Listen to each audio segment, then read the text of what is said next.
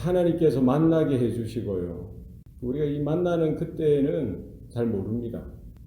그때는 잘 모르지만 사실 이 시간이 지나가면은, 세월이 지나가면 10년이 지나고 20년이 지나고 30년이 지나고 그 이상의 세월이 지나가면은 그 사람의 진심이 무엇이었는지, 그 사람의 중심이 무엇이었는지 이걸 이제 보게 되더라고요.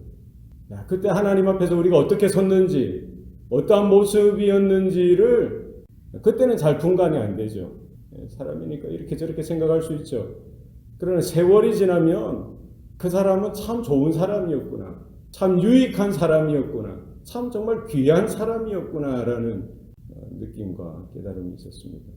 하나님께서 이렇게 만나게 하시는 동안 내 옆에 있는 동역자들, 하나님께서 만나게 하신 성도들, 그 한 분 한 분이 얼마나 귀하고 소중한지를 다시 한 번 더 생각하면서 오늘 현재 우리 각자가 하나님 앞에서 최선의 삶으로 설 수 있기를 바랍니다. 얼마나 귀한 소중한 순간이요 시간인지 우리는 오늘 나에게 허락하신 그 영혼들, 또 성도들, 동역자들을 귀하게 여기고 또 우리에게 남겨진 세월 동안에 하나님께서 허락하신 그 시간 동안에 최선을 다하여서 하나님의 뜻을 구하고 하나님의 나라를 구하면서 하나님의 일들을 위하여 우리가 최선의 삶을 살아드리는 저와 여러분 될 수 있기를 바랍니다. 우리 하나님의 뜻을 쫓아가는 삶에 있어서도 마찬가지예요. 늘 평탄하고 시온의 대로와 같이 활짝 열려지면서 편안하고 마음 좋게 이렇게 가는 길만 있으면 얼마나 좋겠습니까? 그러나 다 그렇지 않습니다.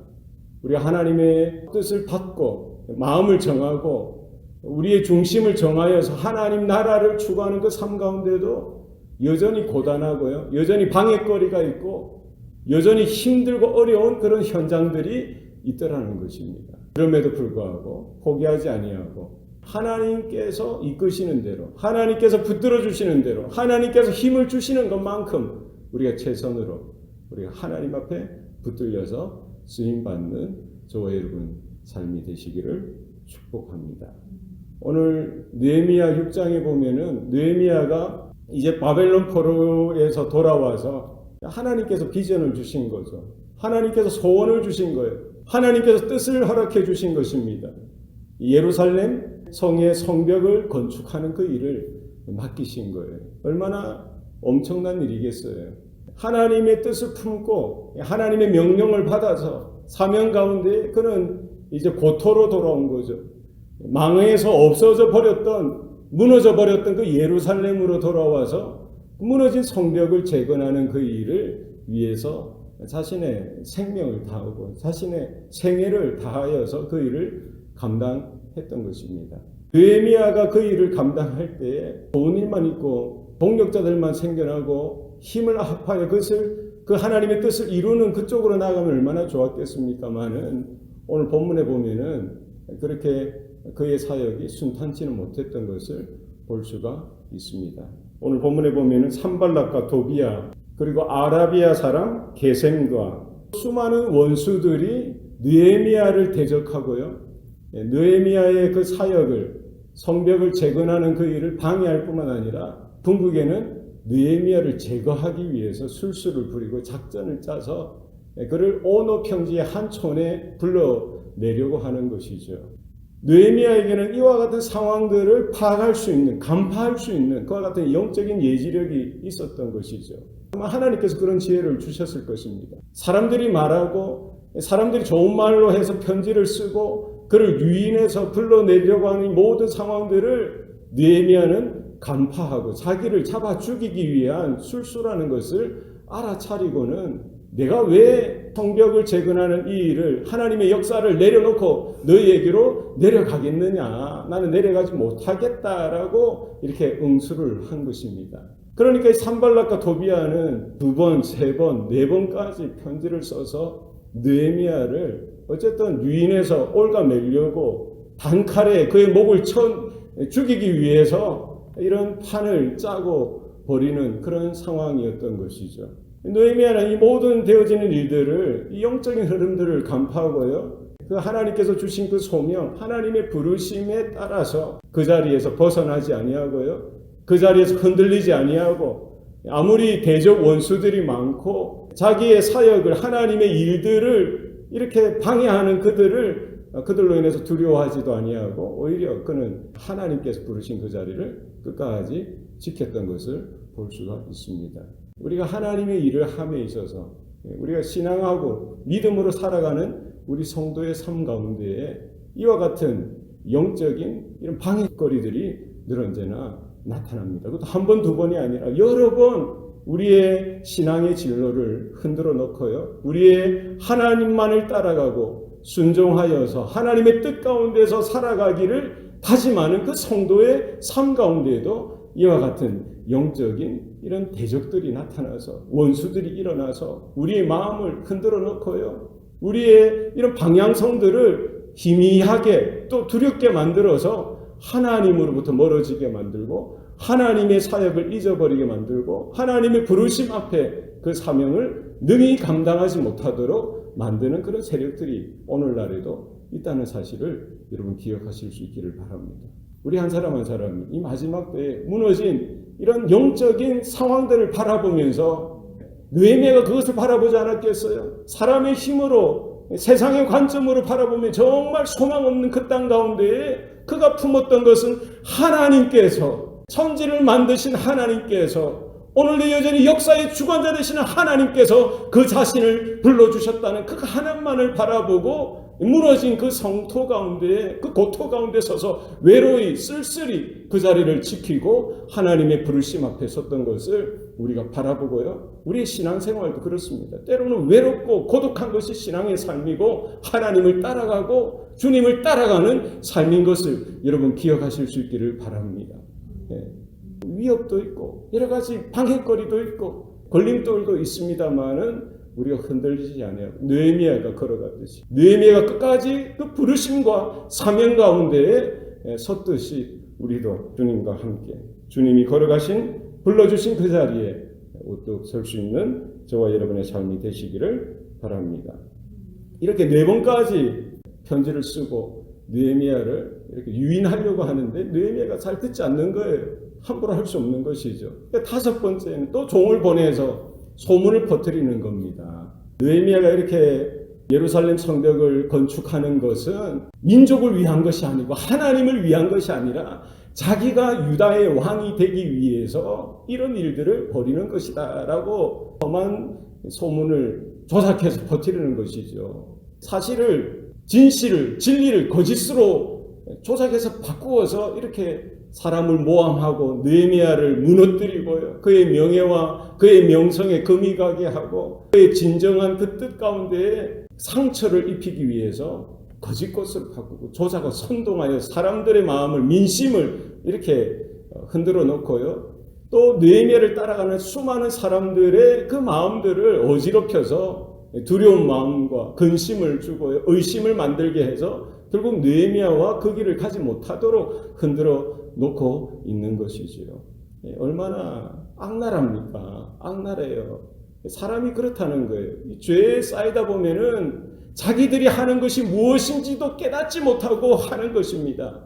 그냥 자신들의 눈앞에 보이는 느헤미야, 자신들의 마음에 맞지 않는 것이죠. 잘나 보이고 잘난 척하는 것 같고 우리는 이렇게 살았는데 그는 또 저와 같은 삶을 살아가는 것을 보니까 맞지 않는 거예요. 자신의 기득권에 금이 가는 것 같고요. 자신들이 이때까지 살아왔던 그런 것에 반대되어지는 모습을 보니까 참을 수 없는 겁니다. 그러니까 그 한 사람을 위해서 거짓으로 조작해서 선동해서 그 한 사람을 무너뜨리려고 하는데 사실은 산발락과 도비아나 그 수많은 그들이 대적했던 그 대상이 느헤미야 한 사람이 아니라 사실은 느헤미야를 붙들고 계신 느헤미야의 배후에 계신 그 여호와 하나님을 향하여 대적하는 것이고요. 하나님을 향하여 악랄하게 이와 같이 발버둥치는 이와 같은 죄인의 모습들이라는 사실을 우리가 바라볼 수 있어야 하는 것입니다. 누가 우리를 미워하고 누가 성도들을 미워하고 누가 교회를 대적하고요. 누가 교회를 험담하여서 무너뜨리려고 하는 세력들이 오늘날에도 있습니다. 왜 없겠어요? 여러분 그러나 두려워하지 마시기 바랍니다. 하나님께서 약속해 주셨어요. 내가 너희를 축복하는 자에게 복을 주고 내가 너희를 저주하는 자에게 내가 저주하리라. 교회를 향한 복인 줄로 언약의 약속인 줄로 믿으시기를 바랍니다. 누가 험담하고 누가 모략하고 선동하고 미워하고 잡아 죽이려고 이렇게 뛰어들고 길길이 날뛰는 그런 상황 속에서도 두려워할 것 없습니다. 왜 그렇습니까? 나를 붙들고 계신 이가 있다는 거예요. 이 교회를 붙들고 계신 이가 있다는 거예요. 우리의 인생을 불러주시고 주님의 피로 값주고 하나님의 형상으로 만드신 분이 계시다는 사실을 여러분 기억하실 수 있기를 바랍니다. 하나님이 책임져 주시는 거예요. 그러니까 느헤미야가 이런 흐름 가운데 일일이 다 대꾸하지 않습니다. 일일이 자기가 변명하려고도 하지 않았고요. 자기가 일일이 그 문제를 풀려고도 하지 않습니다. 그가 한 것은 무엇입니까? 하나님 앞에 기도하는 것입니다. 9절 말씀해 보시기 바랍니다. 이제 내 손을 힘있게 하옵소서. 누구에게 기도하는 겁니까? 여호와 하나님께 부르짖어 기도할 때에 하나님께서 느헤미야의 손을 힘있게 하여 주시고 그의 사역 가운데 하나님께서 능력이 되어 주시고 힘이 되어 주신다는 사실을 그는 깨달았고요. 그는 하나님 앞에 부르짖어 기도했던 것을 볼 수가 있는 것이죠. 산발락과 도비야가 이런 상황 속에서 계속 그들의 머리를 짜내고 그들이 할 수 있는 모든 것들을 동원하는 거예요. 사람들을 민심을 일으키고요. 거짓을 조작하고 거기에서 머무는 것이 아니라 이제는 선지자 스마야를 뇌물로 주고요. 거짓으로 예언을 하도록 하고 느헤미야를 어지럽게 하려고 하는 것이죠. 10절에 보십시오. 10절. 이후에 무에다발의 손자 들라야의 아들 스마야가 두문문철하기로 내가 그 집에 가니 그가 이르기를 그들이 너를 죽이러 올 터이니 우리가 하나님의 전으로 가서 외소 안에 머물고 그 문을 닫자. 저들이 반드시 밤에 와서 너를 죽이리라 하기로. 이제 선지자들까지 동원하는 거예요. 목회자들까지 동원하는 거예요. 결국 알고 보니까 뭐예요? 이게 진리를 선포하는 겁니까? 하나님의 말씀을 선포하는 겁니까? 아니죠. 산발락과 도비야에게 뇌물을 받아먹고요.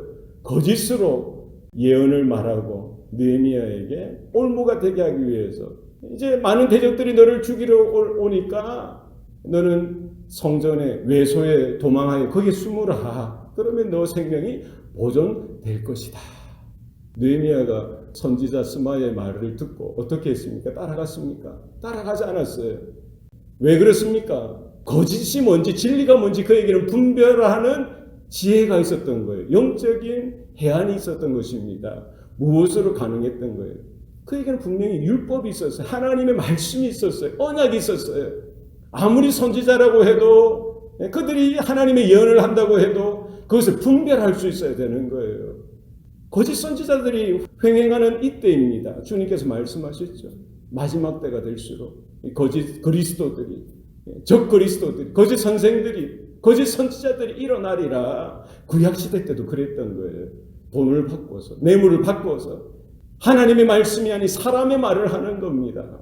그래서 이때 당시에도 느헤미야 그 지도자까지 올가미에서 궁지로 몰아가서 마치 사냥꾼이 사슴을 사냥하듯이 수많은 일들을 꾸미고 조작해서 그를 죽이려고 하는 것이죠. 성전에 누가 들어갈 수 있습니까? 누구만 들어갈 수 있습니까? 제사장만이 들어갈 수 있어요. 그 어떤 상황 속에서도 제사장만 그 성전에 성소에 들어갈 수 있는데요. 느헤미야로 하여금 자기 생명이 급하니까 자기 생명이 이제 몇 초, 몇 시간 안에 죽을 수 있는 그런 위기 속에서 빨리 피해서 성소로 들어가서 자기 목숨을 구하라. 자기 목숨을 구할 수 있겠죠. 결국 하나님의 명령을 어기게 되어지고 하나님의 율법을 어기게 되어지고 더 큰 죄를 짓게 되어져서 느헤미야를 모함하고 느헤미야를 그가 행했던 모든 것들이 거짓된 것임을 그것을 이렇게 선동해서 몰아가려고 하는 그들의 이와 같은 거짓된 그런 모략을 우리는 느헤미야는 바라볼 수가 있었던 것입니다. 느헤미야는 어떻게 해서 그와 같은 진리인지 거짓인지 분별할 수가 있었겠어요? 그에게는 하나님의 진리가 있었던 거예요. 하나님의 율법이 그의 마음과 그의 중심 가운데 분명히 있었던 것입니다. 여러분 마지막 때에 우리가 이와 같은 느헤미야와 같은 영적인 분별력이 있기를 바랍니다. 누가 설교하고 누가 예언하고 누가 하나님의 말씀을 전하는가 그것을 분별할 수 있어야 돼요. 무엇을 가지고 분별할 수 있습니까? 여러분이 받은 그 하나님의 특별 계시, 성경 말씀 외에는 없다는 거예요. 어떤 신학자가 이야기하고 어떤 영적인 거성이 이야기했다고 해서 다 들어서는 안 됩니다. 하나님의 말씀, 성경에 뭐라고 나와 있는지 하나님의 말씀을 여러분 받을 수 있기를 바랍니다. 사람은 거짓될 수 있어요. 사람은 잘못될 수 있습니다. 파이프라인이 녹슬 수가 있는 거예요. 하나님이 붙드시고 하나님이 정결케 하시고 하나님이 능력을 부어주실 때만 그 인생을 통해서, 그 설교사를 통해서, 그 선지자를 통해서 하나님의 역사가 나타나는 것이죠. 그 사람 자체는 그 어떤 능력이나 거룩함이 있겠습니까? 그렇지 않죠. 우리가 그것이 하나님의 말씀인지 하나님의 뜻인지 무엇으로 여러분 성경 말씀을 통해서 하나님의 말씀을 통해서 분별하는 저와 여러분 될 수 있기를 바랍니다. 그래야 흔들리지 않습니다. 많은 사람들이 그 길을 쫓아가고 많은 사람들이 어떤 이야기하고 저런 이야기를 한다고 해서 여러분 그것이 진리가 아닙니다. 그게 사실이 아닐 수가 있어요. 하나님의 말씀에 무엇이라 나와 있는지, 성경에 무엇이라 나와 있는지 성경을 읽고 성경을 배우셔야 합니다. 예전에 그렇게 했기 때문에, 그렇게 살았기 때문에 그것이 아니라 하나님의 말씀이 무엇인지 날마다 우리의 생각과 마음과 우리의 행실과 우리의 영적인 또 삶의 태도가 어떠한지 성경 말씀을 통해서 날마다 교정되어지고 날마다 이렇게 새로워지고 바르게 조정되어져야 된다는 사실을 여러분 기억하실 수 있어야 합니다. 이와 같은 하나님의 말씀이, 진리가 우리 가운데 있어야 된다는 거예요. 그리고 느헤미야는 또 기도하는 거예요. 또 기도하는 겁니다. 그때도 기도했고 또 지금도 기도하는 거예요. 파도가 몰려오고요. 회오리가 몰려올 때마다 우리가 피해야 되는 거예요. 방어해야 되는 겁니다.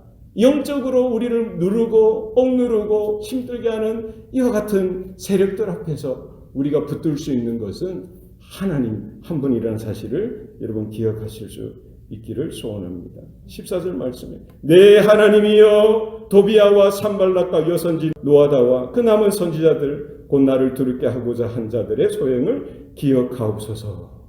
하나님께 그대로 아뢰 있는 거예요. 모든 사건들 속에서 자기를 괴롭게 하고 자기를 두렵게 하는 이 여러 세력들, 그들의 이름을 하나하나 하나님 앞에 올려드리고요. 하나님, 저들이 나를 두렵게 하는 것, 나를 어렵게 하는 것, 하나님의 소명을, 하나님의 사명을 해치고 있는 이 모든 것들을 하나님께서 기억하여 주시옵소서. 하나님께서 하셔야 됩니다. 하나님께서 행하셔야 됩니다. 우리의 가정을 지키시고 우리 교회를 지키시고 우리 성도들의 삶을 주관하시고 붙드시고 이끄시는 유일하신 분, 우리 하나님께 우리 모든 것들을 아뢰이고 기도하는 저와 여러분 되실 수 있기를 바랍니다. 사람의 힘으로는 한계가 있습니다. 안 됩니다. 안 될 수밖에 없어요. 어렵고 두렵습니다. 못하겠다 이런 마음들이 있을 수 있습니다. 느헤미야도 그런 마음이 왜 없었겠어요? 그러나 하나님의 말씀, 진리, 율법, 하나님의 계명을 붙들고요. 하나님을 향하여 기도하고 또 기도하고 또 기도하는 삶 가운데 하나님께서 붙드시고 그와 같은 연약한 인생을 통해서도 하나님은 하나님의 일을 이루시고요. 성벽 건축을 52일 만에 이루어 주신 것이죠. 최선을 다하고 좋은 환경 속에서도 하기 힘든 상황인데 이와 같은 수많은 방해거리와 자신의 목숨을 이렇게 위태롭게 하는 그런 세력들 앞에서도 꿋꿋이 하나님의 사명을 붙들고 그 자리를 지키면서 그 일을 행하는데요. 52일 만에 성벽이 완공되어진 것을 보고 여러 이방 사람들도 놀라고요. 수많은 유다 사람들도 놀라고 그들이 깨달은 게 뭡니까? 하나님께서 그 일을 이루셨다는 거예요. 하나님께서 역사하시니 하나님의 일들이 되어진다는 사실을 느헤미야도 알고요. 유다 사람들도 알고 이방 사람들도 다 알게 되어지는 일들이 되어졌던 것을 볼 수가 있습니다. 우리 성도들의 모습이 그렇습니다. 우리 교회가 그렇습니다. 우리 힘으로는 될 것 같지도 않습니다. 안 됩니다. 그러나 하나님 앞에 내려놓고 하나님을 부르짖으며 진리를 붙들고 우리가 주님의 부르심 앞에 한 걸음 더 주님만 쫓아가고 그 사명 가운데 설 때에 하나님께서 오늘 느헤미야와 같은 한 사람, 바로 여러분들을 통해서 우리 교회를 통해서 하나님은 하나님의 일을 해 나가실 줄로 믿습니다.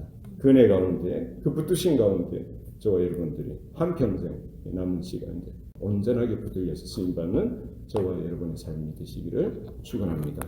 기도하시겠습니다. 살아계신 아버지 하나님, 오늘도 우리에게 생명 주셨고 또 은혜를 주시사 하나님 믿음 가운데 거하게 하셨사오니 감사합니다. 시대마다 하나님의 사람들을 불러 사용하신 것처럼 느헤미야도 불러 사용하셨듯이 오늘날 바로 여기 서 있는 기도의 사람들을 하나님 불러주셨사오니 하나님 붙드시고 하나님의 뜻 가운데에 하나님께서 세우시사 사용하여 주시옵소서. 무너져 내린 예배의 초소를 다시 한 번 더 세워나가게 하여 주시옵소서. 하나님 허물어진 우리의 가정들을 다시 한 번 더 믿음으로 은혜로 세워나갈 수 있도록 도와주시옵소서. 하나님 겉은 멀쩡한 것 같지만 영적으로 망해져 있고 허물어져 있는 이 세대를 바라보면서 탄식하며 하나님 앞에 다시 한 번 더 진리 가운데 복음 가운데 하나님 은혜 가운데 서게 하여 주셔서 그 한 사람 느헤미야를 통해서 하나님의 사람들이 일어나게 하여 주시고 하나님의 뜻이 세워지게 하여 주시고 하나님의 나라가 임하게 하여 주시옵소서. 하모나 장로교회를 붙들어 사용하셔서 하나님 이 나라 이 지역뿐만 아니라 세계를 향하여 열방을 섬기게 하여 주시고 모든 민족을 섬기는 귀한 주님의 몸된 교회로 삼아 주시옵소서. 모든 것 감사드리고 예수님 이름으로 기도합니다. 아멘.